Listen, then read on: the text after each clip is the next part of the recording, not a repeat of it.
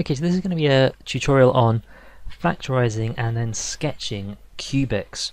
So let's start with the one of the easier cases here. Now the reason this is easier is that although it's a cubic, it does have a common factor of x.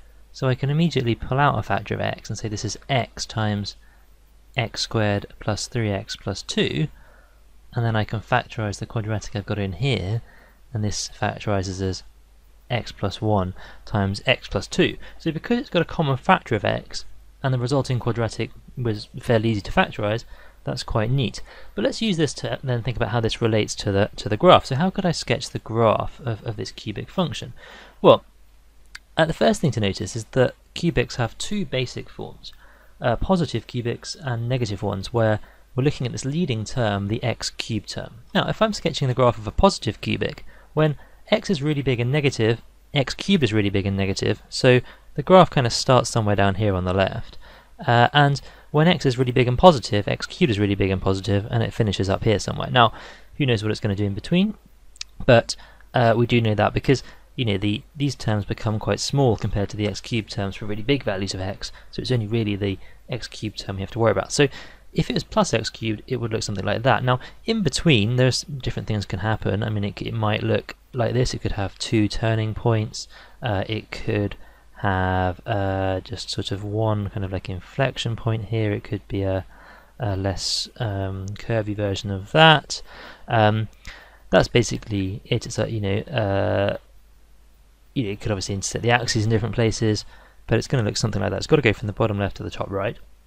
And similarly, if it were a negative cubic, like minus x cubed plus some other terms, you could have 3x squared plus 4x minus 6, say, this is going to start at the top left and going to end up somewhere down at the bottom right. But again, could look like that, it might look like that, that sort of thing.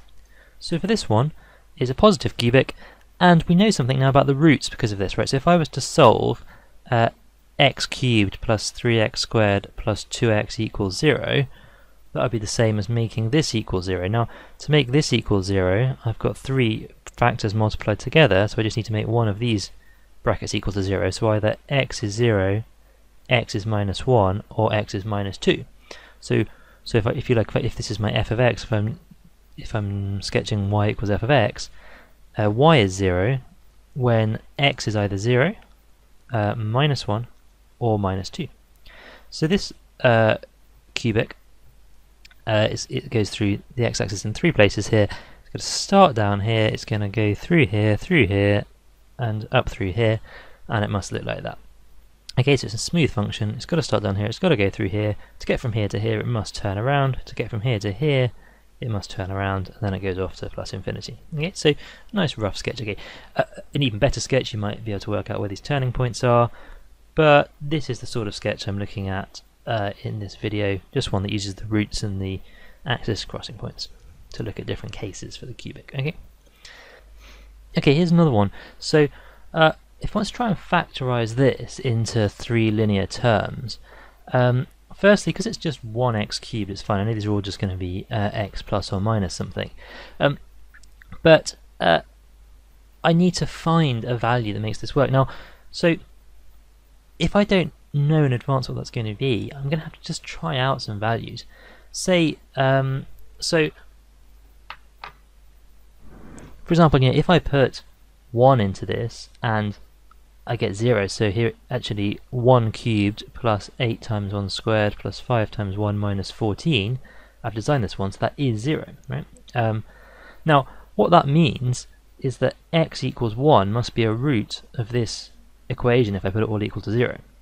So here we must have x minus 1 as a factor. That's the factor theorem. There are other videos out there on that, but essentially that idea that when I know it factorizes like this, so it tells me 1 is a root. Similarly, if I know 1 is a root, it must have that factor x minus 1. Now, where to go from here? Well, we could do a polynomial division. We could divide this by x minus 1 and work out what quadratic is left. I could just try and look for some other roots and hope I find them, although I'd be quite lucky to find them all probably. So let's do that. So let's say we've got x cubed plus 8x squared plus 5x minus 14, and that's equal to x minus 1 times some quadratic. Now you can do these, there are methods for multiplying out these quadratics. I'm going to try and do this in a way that, you know, hopefully it doesn't involve too much working. Now, by just matching up the terms. So I need an x cubed term, and I've got an x, so this is going to have to be, the x squared term has to be 1x squared. Right? That's maybe obvious. Similarly, for this minus 14 here, so I've got minus 1 times something is minus 14, so that would be 14, so that would give me plus 14, and that's the only numerical term I get when I'm multiplying out here, this times this. In the same way, the only x cubed term comes from this times this.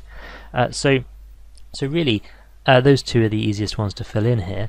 And now to work out what the, it's plus something times x, I just need to look at one of these other coefficients. So let's look at this plus 5x.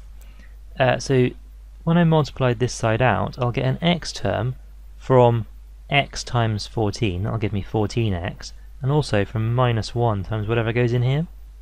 So if that's 14x, then this would need to be 9x, because then minus 1 times 9x gives me minus 9x, and that gets me to the 5x. Right? So I'm just kind of seeing what I need to do to match that up. Right? If you're not comfortable with this method of doing it, there are other methods out there, other videos that will show you how to do that bit of the factorising, but I like to just try and think about it one term at a time, and that's what I'll do for the rest of this video. So now I've got my quadratic, I can try and factorise this, and we see that actually it does factorise as x plus 2 times x plus 7. So what does this graph look like? Again, it's a positive cubic, so it's going to start down here and go up here. It's going to cross the axis in 3 places at x equals 1 from this bracket, x equals minus 2 from this bracket, and x equals minus 7 from this bracket. So back way over here. So it's going to come up from this corner down here, go through minus 7 here, minus 2 and 1. This, when x equals 0, y would be 0 plus 0 plus 0 minus 14, so I know it crosses the axis here at minus 14. So pretty quickly we get a sketch of this cubic with all the axis turning points on it. Okay, here's another one. Now, if you're in a situation where you're allowed to use a calculator, one way to find those first roots straight away is to use the table function on the calculator to type in the function that you've got here. So I've got x cubed plus 5x squared plus 3x minus 9, and if we store that, now usually you can try all sorts of values here. If you're doing a normal question, usually there'll be an integer answer somewhere between minus 5 and 5, otherwise it would be a lot of work for you to work it out. And I get the table here, it says that there's one here, x equals minus 3, that works. Now I'll have a look and see if there are any others. In fact, there is another one here, we've got one at x equals plus 1, so I've actually found two roots here. And that makes it particularly easy to factorise, because I can just say, well, look, it's x minus 3, x plus 3, because it's minus 3 is the root, x minus 1, because plus 1 is the root.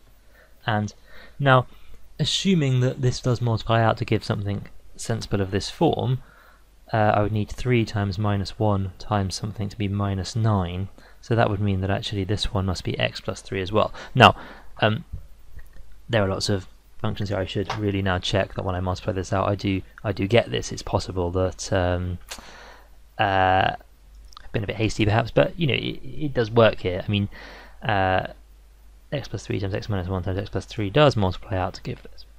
And in fact it does have to work here. Now, that x plus 3 I could write as x plus 3 squared, and when you're sketching a cubic that's got a squared term in it, the logic is similar, but this has a special property on this graph. So my roots are at x equals 1, and I've got this root here which is at minus 3. We notice this is a repeated root because of the squared. So I also know when x equals 0, y equals minus 9 by plugging in 0 here, so I know this is going to cross the axis down here at minus 9. So what happens? It's a positive cubic, so it starts somewhere down here, it has to end up somewhere up here. Okay, it's got to go through these points, so it's got to be down here somewhere, and it can't cross, when it goes up here, it can't cross the axis, because if it did, right, if let's say it went through here and went, now, to get back to here, it would have to cross the axis again. There'd have to be another root. But we know there aren't any other roots, it's just 1 and minus 3. So actually what happens when you get a repeated root like this is that at minus 3, the curve just touches the axis and then comes down here. So we get a double root. So if you get this double root here, like that, that's a sign you get this sort of situation where it just touches the axis. So let's say I had minus x minus 1 squared times x plus 2. This one would have roots at 1 and minus 2. Repeated root at 1 where it just touches. And this time we've got a negative cubic, so it's going to start up here. When x is 0, I get minus 2, so it goes through here. So it's going to start here, it's going to go somewhere down here, it's going to turn, it's going to touch at 1, and then it's going to go off down here. It looks something like that. Of course my scales may not be accurate, but you know, it's got the key features here of the axis crossing points. Now one other thing that can happen when you factorise the cubic is you end up with something like x plus 2 cubed. So what we've got here is we've got a triple repeated root at x equals minus 2 and no other roots. Still a positive cubic, so it has to come down here, has to go through, has to end up here somewhere. When x equals 0, y equals 8, so it's going to cross up here. So it's going to end up doing something like that. Now, what you get with a triple repeated root like this is you get a sort of an inflection here, and it goes off like that. Okay? So triple repeated root is a sign of an inflection. And of course in a cubic we can't get anything higher than a triple.